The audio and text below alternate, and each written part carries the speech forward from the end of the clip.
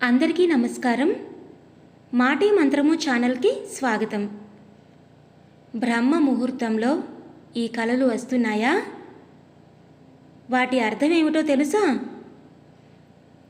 సూర్యోదయానికి 72 నిమిషాల ముందు వచ్చే సమయాన్ని బ్రహ్మ ముహూర్తం అంటారు. మత గ్రంథాల ప్రకారం బ్రహ్మ ముహూర్తంలో మేల్కొంటే మంచిదని పండితులు చెబుతున్నారు. అయితే కొంతమంది గాఢ నిద్రలో ఉన్నప్పుడు కనిపించే కలలు అనేక సందేశాలను ఇస్తాయని స్వప్నశాస్త్రం చెబుతోంది. బ్రహ్మ ముహూర్తంలో కనిపించే కొన్ని కలలు ఇంటికి సంపద రాకను సూచిస్తాయట.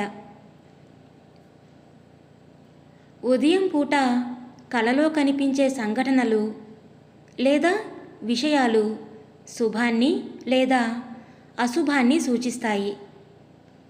తెల్లవారుజామున 3 గంటల నుంచి 5 గంటల మధ్య వచ్చే కలలు నిజమవుతాయని స్వప్నశాస్త్రంలో కూడా పేర్కొన్నారు.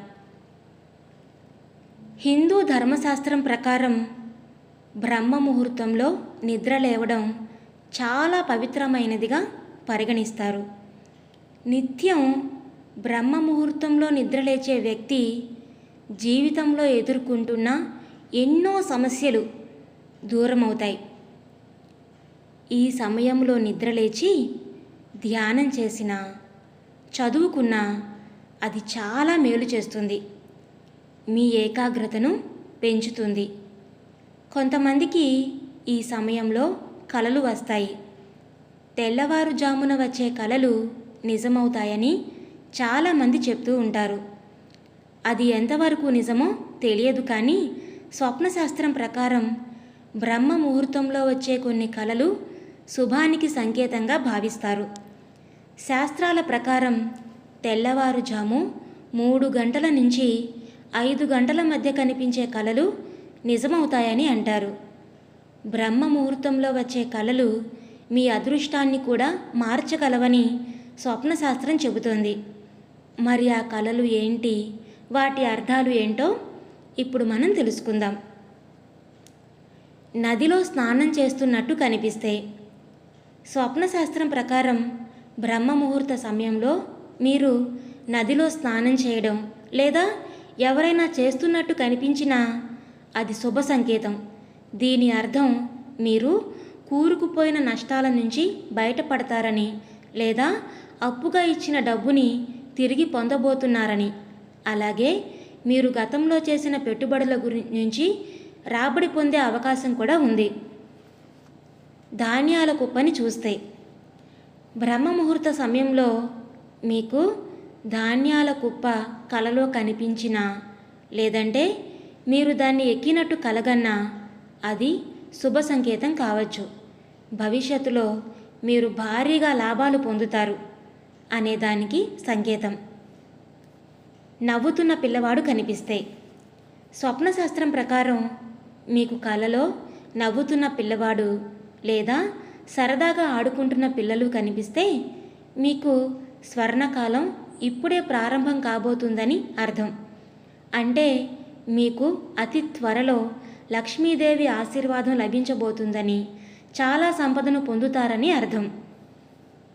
పళ్ళు విరిగిపోయినట్టు కనిపిస్తే బ్రహ్మ ముహూర్తంలో దంతాలు విరిగిపోయినట్టు కనిపిస్తే మీరు ఉద్యోగం లేదా వ్యాపారంలో భారీ లాభాలు పొందుతారు అనేదానికి సంకేతం.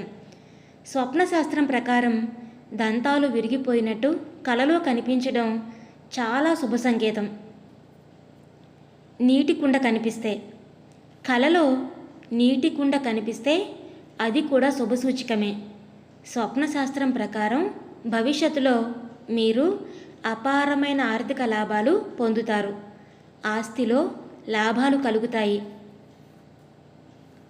ఉద్యోగానికి ఇంటర్వ్యూకి వెళుతున్నట్టు కనిపిస్తే బ్రహ్మ ముహూర్తంలో ఉద్యోగానికి ఇంటర్వ్యూకి వెళుతున్నట్టు కనిపించడం కూడా మంచి సంకేతంగా భావిస్తారు.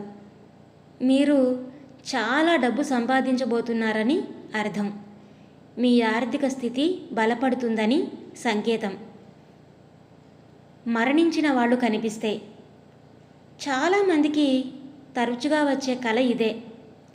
కలలో మరణించిన పూర్వీకులను చూడడం చాలా శుభం, అదృష్టాన్ని కలిగిస్తుంది. మీరు ధనవంతులు కావడానికి వచ్చే అన్ని అడ్డంకులు తొలగిపోతాయి, అంతులేని సంపదను పొందుతారు. చంద్రుడు కనిపిస్తే. చంద్రుడు చల్లదనానికి, శాంతికి సంకేతమని మనందరికీ తెలుసు. కలలో చంద్రుడు రావడం అంటే మామూలు విషయం కాదు.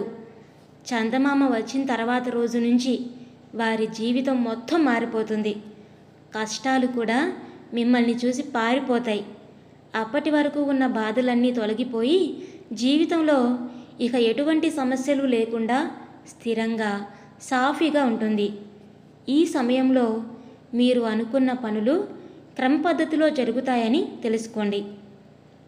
అంతేకాకుండా కుటుంబంలో గొడవలు, విభేదాలు లేకుండా ప్రశాంతమైన జీవితం ఉంటుంది. సమాజంలో గౌరవం పెరుగుతుంది. విన్నారు కదండి? ఈ వీడియో మీకు నచ్చిందా? నచ్చితే లైక్ చేయండి, అలాగే షేర్ చేయండి. మీ విలువైన అభిప్రాయాలను కామెంట్స్లో తప్పకుండా తెలియచేయండి. ఇలాంటి మరెన్నో మంచి మంచి విషయాలను తెలుసుకోవడానికి మన ఛానల్ని తప్పకుండా సబ్స్క్రైబ్ చేసుకోండి. మరలా మరొక మంచి టాపిక్తో మళ్ళీ కలుద్దాం.